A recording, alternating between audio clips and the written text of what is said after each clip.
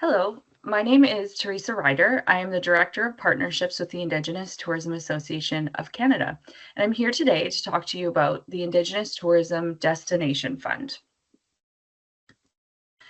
This fund was developed to offer an innovative way for Indigenous and non-Indigenous businesses to partner with ITAC, the Indigenous Tourism Association of Canada, to grow the tourism industry in Canada from coast to coast to coast. With a lofty goal of raising $2.6 billion, the ITDF facilitates investments in infrastructure, human resources, and transportation, as well as business development and marketing in every province and territory. And I should say the $2.6 billion was validated by the Conference Board of Canada as what would be required to make Canada the world leader in Indigenous tourism by 2030.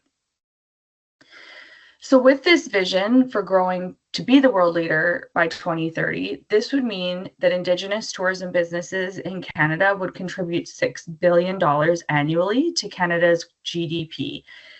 This is about a tripling of what we currently contribute, which is $1.9 billion. To make this reality, we know that we substantially need to grow the number of businesses and the number of industry employees, with a goal of increasing our businesses to 2,700 from about 1,900 in 2019, so pre-pandemic, and adding about 21,000 new Indigenous tourism jobs, up from about 39,000 pre-pandemic. And then, as I said, tripling the contributions to the GDP. So what this looks like varies across the country, but you can really see here that we would see an increase in jobs substantially across all provinces and territories, and the target number of businesses required to meet those goals. And these were based on a scale of how many businesses we know we have in each province and territory, and where we really see the industry growing to meet the full potential. The Indigenous Tourism Development Fund supports reconciliation, and I'll explain that a little bit. The Truth and Reconciliation Commission created calls to action. I'm sure we're all aware of these calls to action by now. Call to Action 92 calls for building respectful relationships and ensuring that Indigenous communities gain long-term economic benefits from activities taking part on their land. So what better way for our partners to participate in a program than supporting Indigenous tourism operators who are out on our lands, using that as a vessel for economic development.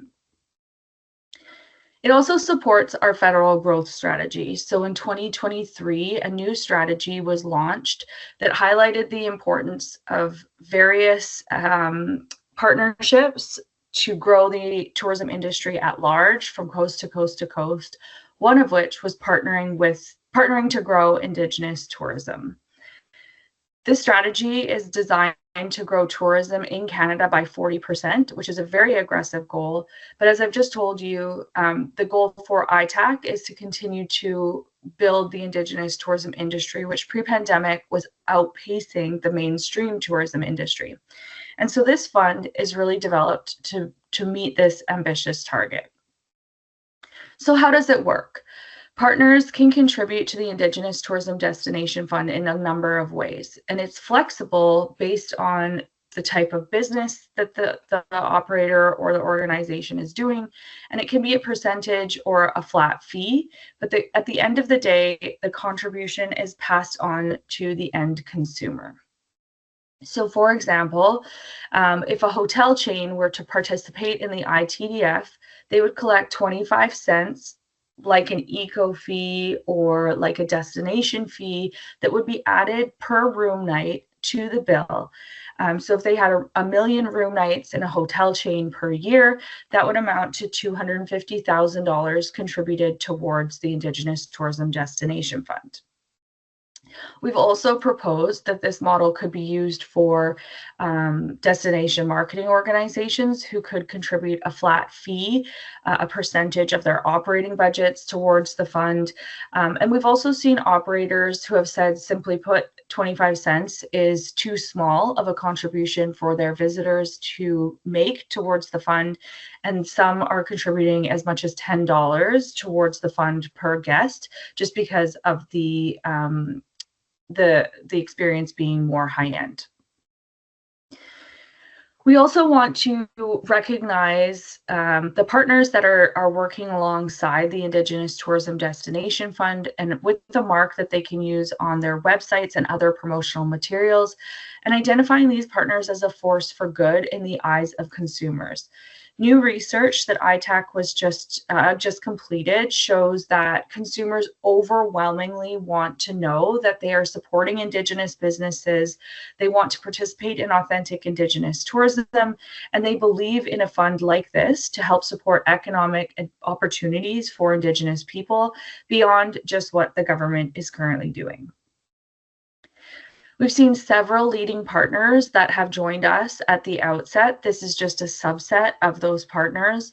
And you'll see that there are both non-Indigenous and Indigenous partners that are participating in this program, with this idea that together we can work to grow the industry. So regardless of where the company is located, these are businesses that are contributing towards the program already. All of the contributions flow through ITAC, and we have targets for investment in infrastructure, labor, business development, and marketing. And we do make sure that our partners are made aware of how these funds are spent, with reporting oversights to make sure that these are being spent in accordance to how we say, and that the partners can feel secure knowing that the funds are being managed in the right way. And this reporting is available on our website, so you can go on to look at the reports if you like. They're produced twice yearly, and just with an update on how the funds are invested in ITAC programming. And if you're really looking for something exciting, this is also included in our audited financial reports, which are released in the fall every year. So as I've alluded to make this a reality, we know that we have three main buckets that we need to invest in to grow Indigenous tourism. So this includes infrastructure and destination development. It includes building a sustainable tourism workforce and focusing on business development and promotion. So when we look at infrastructure and destination development, we know that we have a lot of work ahead of us to support operators in bringing new product to market. The current inventory that we have are at capacity. And so we also know that we need to work with those businesses to see how they can adapt to either enhance their business, grow its capacity, or extend seasons to really make the product more available to visitors all year round. So investments into the program will increase access to rural and remote destinations. So this is looking at supporting advocacy efforts around major flight routes, and really dispersing travelers out from major city centers through these development strategies to allow access to the Indigenous tourism businesses, because we know that 61% of Indigenous tourism businesses are in rural and remote communities. So we need to make sure that we're providing access to those businesses for visitors, as well as creating product in key destinations across the country, so that in places where travelers are already going, we know that we have Indigenous tourism businesses available. We also know in order to do this work, we need an amazing Indigenous tourism workforce. The current workforce across Canada is about 57% Indigenous employees of the 39,000, and our goal is to raise that to 60,000. So when we look at that number, we outpace a lot of the extraction-based industries in terms of Indigenous engagement, but we also know that an investment will be required to find the right people to work in these businesses at all levels of the business. So not just entry-level jobs, but creating opportunities for our people at all levels: management, general managers, etc. So really finding those pathways to tourism while supporting through this strategy employers in training opportunities and subsidies to help attract people to the businesses. And finally, you might have heard of the Original. This is an accreditation program that was developed by ITAC, not only to support the tourism businesses in understanding what is required to work in the industry, but also as a mark that visitors can start to look for in seeking authentic Indigenous experiences. And so really, the program is designed from a development lens and from a marketing lens. And so looking at promotion, we know that marketing is expensive and our current budgets are limited in what we're able to do to tell the Indigenous tourism story of Canada. And so this program will support the investment in further marketing programs. I should say as well, sorry, I'll just go back a couple of slides. When we talk about destination development, this includes a strategy to support our Indigenous counterparts at the provincial and territorial level to make sure that those organizations are able to operate with budgets that allow them to do work at the grassroots level and with the operators to strengthen their bench, not only at the organizational level, but also to build more product to meet the demand that we talked about at the outset. So when we talk about destination development, our provinces and territories play a critical role in the work that we have ahead and part of this overall plan.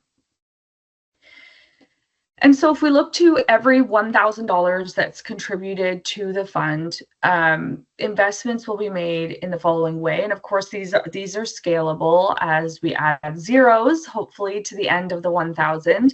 So $940 will go to infrastructure and destination development. So again, that's our product development, that's our destination development, that's access to Indigenous tourism product outside city centers in rural and remote communities. $10 will go to building a sustainable tourism workforce. So again, working with operators and working with employees or future employees to find pathways in Indigenous tourism. And finally, $50 would go to business development and promotion. So really developing marketing campaigns that support and promote Indigenous tourism operators from coast to coast to coast.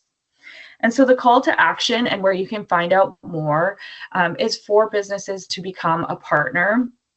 And for you as students, it's something to consider as you're going out into the tourism workforce or as you're working with partners in the industry who are looking to support the growth of Indigenous tourism.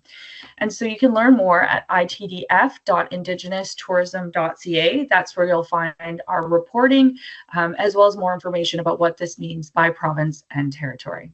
So I really thank you for your time and good luck on the rest of your tourism journey. Igo igande ha igo gwandu dana he he